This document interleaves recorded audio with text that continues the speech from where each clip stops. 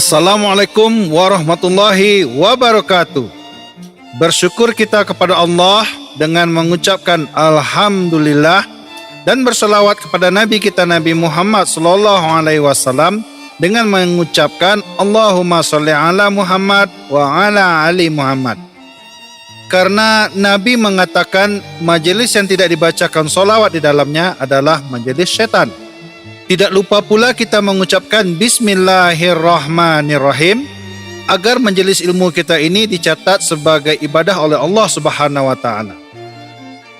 Selamat bertemu kembali dalam pembelajaran seni budaya kelas 11 Man 1 Payakumbuh bersama Pak Enda.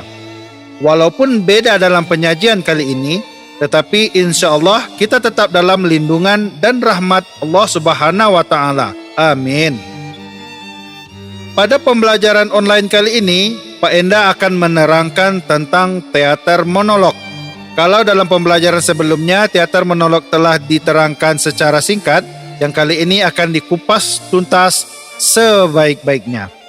Monolog adalah istilah keilmuan yang diambil dari kata mono, yang berarti satu, dan log, dari kata logi, yang berarti ilmu. Secara harfiah, monolog adalah suatu ilmu terapan yang mengajarkan tentang seni peran, di mana hanya butuh satu orang atau dialog bisu untuk melakukan adegan atau sketsanya. Pengertian monolog menurut para ahli. Yang pertama adalah Kabich. Kabich mengatakan monolog adalah percakapan dengan diri sendiri. Yang kedua, Murkwab. Dialog dan monolog memiliki hubungan dalam drama. Menurutnya, dialog dan monolog adalah bentuk dari komunikasi dalam drama. Sejarah monolog. Monolog sebenarnya sudah diperkenalkan sejak tahun 60-an. Pada saat itu, pertelevisian tidak mengenal dubbing atau pengisian suara. Oleh karena itu, monolog banyak dipraktikkan untuk membuat film-film komedi atau horor. Salah satu penggagas monolog yang terkenal adalah Charlie Chaplin. Monolog diperkenalkan pertama kali di Hollywood sekitar tahun 1964. Lalu berkembang menjadi sarana seni dan teater dan sudah menjadi salah satu teori atau pembelajaran dari karya seni teater. Jenis-jenis monolog. Adapun jenis-jenis monolog diantaranya yaitu: pertama, monolog naratif biografis. Pengertian monolog naratif biografis adalah jenis monolog di mana aktor mengingat kembali cerita-cerita dan peristiwa aktual dalam hidupnya. Aktor atau penulis bertindak sebagai narator yang memungkinkan cuma sedikit atau bahkan tidak sama sekali dalam menampilkan karakter lain dalam cerita. Tekanan monolog tipe ini menceritakan suatu dongengnya sendiri.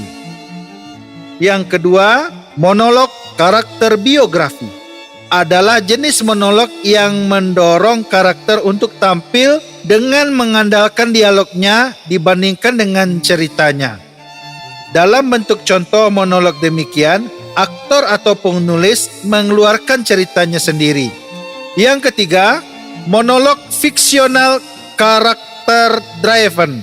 Pengertian jenis monolog ini adalah aktor atau penulis menciptakan banyak karakter dalam mengekspresikan tema atau isu dengan menunjukkan gaya hidup atau menceritakan dengan contoh atau karakter yang sehingga ceritanya dalam bentuk imajinatif. Keempat, monolog dokumen berbasis realitas. Jenis monolog ini dibuat dari peristiwa kehidupan nyata yang mana aktor atau penulis menggunakan kata-kata atau teks yang tepat dari orang yang terlibat di dalam peristiwa yang menceritakan dalam monolog itu. Sehingga aktor ataupun penulis mengikuti sebuah peristiwa bahkan apabila perlu memotret orang-orang yang terlibat di dalamnya. Merekam ucapan-ucapan atau kata-kata mereka dan memberikan catatan tentang cara mengucapkan kata-kata tersebut. Yang kelima, monolog topikal. Jenis monolog ini sangat bergantung pada peristiwa sehari-hari. Misalnya yang terlihat melalui mata monologis tersebut. Peristiwa-peristiwa tersebut sebagai dalam bentuk autobiografi, observasi, dan pendapat.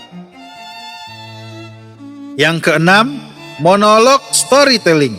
Hakikatnya, monolog ini berupa cerita fiksi yang dipentaskan yang ditulis dalam bentuk paragraf naratif yang mana aktor bertindak sebagai pencerita sehingga pada saat tertentu aktor menghentikan sejenak berceritanya dan kemudian beralih menjadi satu karakter lalu kembali memerankan sebagai narator atau pencerita. Demikianlah pembelajaran kita hari ini. Apabila ada pertanyaan bisa langsung ditanyakan di WhatsApp di 0852 7412 7799. Akhirul kalam, Assalamualaikum warahmatullahi wabarakatuh.